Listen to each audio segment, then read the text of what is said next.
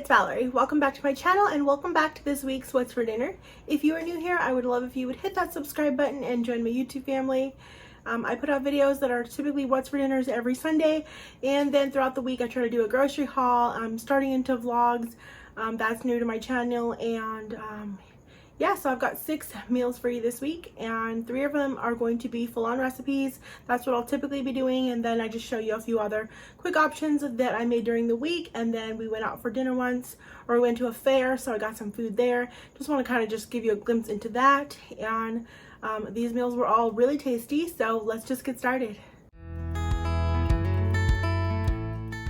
To start off, you're going to need about 1 small yellow onion, and then you're just going to go ahead and peel that and then slice it up. I'm doing some thin slices here, and then I'm just using my hands to kind of break those pieces apart.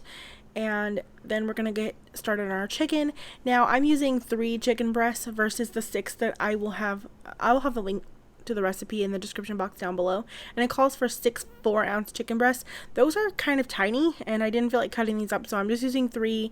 They are large, on the larger side, and then I just kind of had a small piece there. It's not really like even a full chicken breast, so I'm really just counting that as 3 still. And I'm seasoning it, and the recipe calls for specific measurements for seasoning, like and that will be linked, so you can check that out. But I'm just seasoning it with all those as I see fit for each chicken breast. So some paprika, some garlic powder, seasoning salt, and I believe I also used some Italian seasoning that it didn't call for. And then I just put 2 tablespoons of butter into my cast iron skillet here, and this is an enamel cast iron, but you want an oven safe like pan here, or else you're gonna have to transfer it to a baking dish. So I'm just caramelizing those onions, and once they're softened and translucent, I'm gonna go ahead and remove those from the pan. Then to the same pan, I added a little bit of olive oil, and I'm placing that seasoned side down chicken breast into that oil. We're gonna go ahead and season that other side up and cook them for about 5 minutes on this side, and then just go ahead and flip them over and cook them for an additional 5 minutes. You want your chicken to be nice and golden brown. This is where you're going to get all of your flavor from. And once those are cooked, you're going to go ahead and add your onions back to that pan, and then we're going to be taking a can of this like French onion soup. I'm using just the Campbell's brand of that, and just going to go ahead and pour that all on top of your chicken and onions. Then you're just going to go ahead and let that chicken simmer in that soup mixture for just a few minutes, 2 to 3 minutes, and then you're going to go ahead and top it with some cheese. The recipe calls for half a cup of mozzarella. I didn't really measure, I just grated some up, and I was like, let's just see how it looks. I'll just top it the best that I can. We like cheese here. If you like less, just go ahead and add some less than that. And once you've topped that, you're just going to go ahead and cook this in the oven at 350 degrees for about 10 to 15 minutes, or until all that cheese is nice and melted and bubbly. And I may have broiled for just a minute to get it a little bit browned on top. I made some Instant Pot mashed potatoes, put some of that French onion gravy on top, served this with some steamed broccoli that I just seasoned with salt and pepper and butter, and this was really, really delicious. We had my brother over for dinner this night, and we all just really, really loved it. This is just a really quick like meal idea for you guys. I took one of these like French breads that have the jalapeno and cheddar on top. I picked off the jalapenos on one half because my boyfriend's not really a fan of jalapenos, and threw them on mine. And I used some Black Forest ham and some oven roasted turkey that I had to use up. I pulled out some cheese. I pulled out provolone American, and then we had some deli sliced cheese. I think it was a white cheddar. We didn't use any of the American, we just went with provolone and the white cheddar.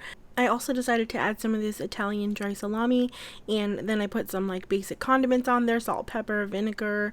I did mayonnaise and mustard. I cut up some red onion and some cucumber, put some green leafy lettuce on there.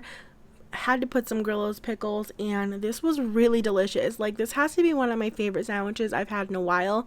It tastes better than some of the sandwiches I've had like out from from a restaurant. It was really good with that. I think that bread really made it. For this, I'm just starting by prepping up some of the ingredients I'll want for my bowls here, and I want some cucumber and some mango, so I just cut that in half, and then I'm cutting into like moon-shaped pieces there. You can cube it up however you'd like. And then for the mango, I like to cut along the side of the pit on both sides, and then I kind of just like create a pattern, like scoring it a little bit. Like I went through, which is never a problem for me, but you do want to try not to go through, and you're just kind of cut into the cube size that you want, and then you're going to kind of basically flip it inside out, and or go ahead and just use your knife and you can just cut off those little chunks, and I find that to be pretty easy. So if that helps you, I don't know how you normally cut it, and I don't know what the best way is, but so far this has been pretty easy for me. And I also wanted some fresh avocado, so I went ahead and just cut that in half, and I saw this on TikTok. I've showed you guys once now, but you just push the back of the avocado and the pit pops out. It's so amazing.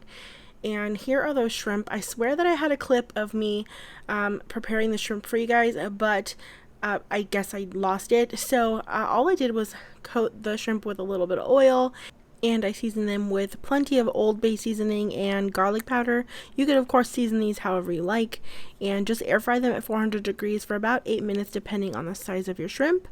And then I'm taking this Thai chili mango salad kit, and I love using salad kits for meals. It makes it so easy. This one was actually really good with the dried mango and the dried pumpkin seeds. I think what was in there was different like dried seeds and some like dried quinoa. That was a really good salad kit, and the dressing had good flavor.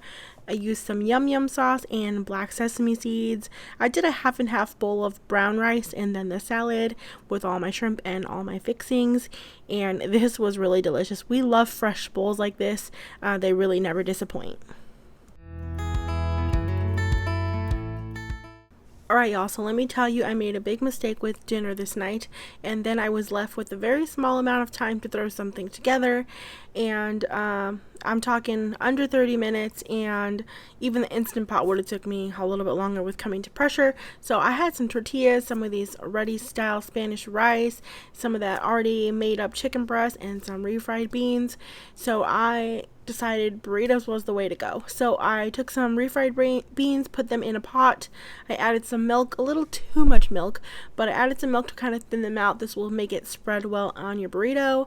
I had some shredded cheddar cheese in the fridge. I added that, some garlic powder, some onion powder, and some cumin, and I just gave it all a good stir to let that cheese go ahead and melt. I went ahead and heated that chicken that was already made.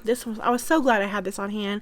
It meant we got to have more protein in there, more filling. You know, I was having to feed my boyfriend right now, like for dinner. He had to leave for work. He works graveyard, so you know I needed to feed him, and so I just chopped up that chicken into some chunks. I threw it all together in my burrito here. I added salsa and sour cream. It was very easy.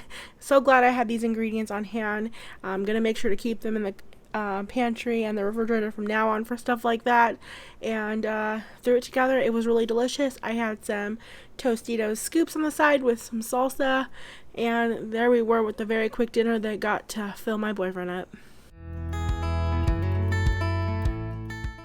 Alright, here's the meal that I messed up on the night before and had to make burritos for. So I'm going to need some almonds here, and it calls for slivered toasted almonds. I didn't want to buy some slivered when I had these whole almonds. Just kind of broke them up to make it easier to toast up in a little pan here, and I just toasted them until they started becoming nice and fragrant. And I'm going to put them into my food processor and I added about 4 cloves of garlic because mine were kind of small. I believe it calls for 1 clove. I always like a little extra, and you're just going to pulse that until it's all nice and finely chopped. Now this is where I made the mistake and I had to stop, is that my basil, I had looked a couple days prior and it was fine, and then when I was making dinner I didn't check beforehand, and when I got to it, it was completely moldy.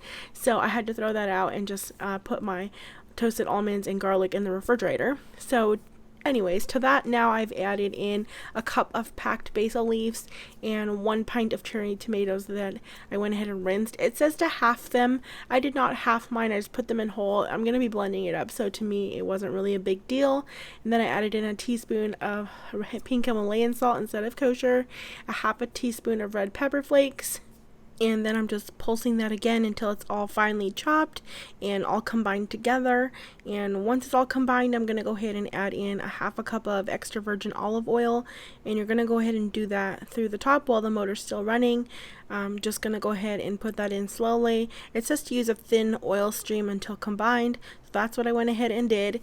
And then I just put the sauce into a separate bowl.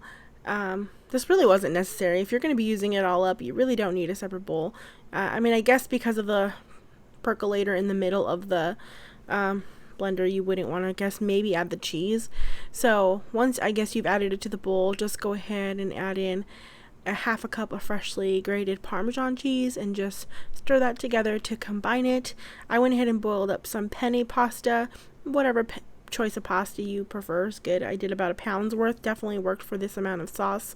I wasn't sure if it was going to be enough, so I took some pasta out first just to make sure it wasn't too much pasta for the amount of sauce, and then realized quickly that it was perfectly fine for the whole pound of pasta. In fact, I even had a small amount of sauce left over that I was able to freeze for another like individual serving of pasta later for myself. And I just chopped up some mozzarella cheese, or grated up some mozzarella cheese, a nice hefty handful there, added it in, let it melt. You could just add more Parmesan, whatever you choose. I made this everything chopped kit salad because I needed to use it up. Really wasn't a choice of salad for this pasta dish, but it ended up being really delicious, so it was fine. I just needed to use it up. And then I made some garlic bread on some everything bagel bread, and this whole meal was delicious. It was such a different variation of pesto, and I really loved it. So this night we had went to the fair, and they have lots of fun food options, and so we wanted to taste test some things, and they had these turkey leg tacos. So the big giant turkey legs, they take the meat and they put it with some pico and beans and rice, and it was good. I just need a little bit of hot sauce for my liking. And then we got the Krispy Kreme donut, and it's just like our Krispy Kreme cheeseburger, and it's just like a burger like sandwich between two Krispy Kreme donuts, so it's like salty and sweet, and it was pretty delicious. And just got a giant corn dog, because you gotta get a giant corn dog, that's like a favorite, and it was really, of course, just delicious. And we washed it all down with some strawberry lemonade. Thanks so much for watching, friends. Don't forget to hit that subscribe button and that little bell so you don't miss out on any future What's for Dinner videos. And I hope you all are having an amazing week.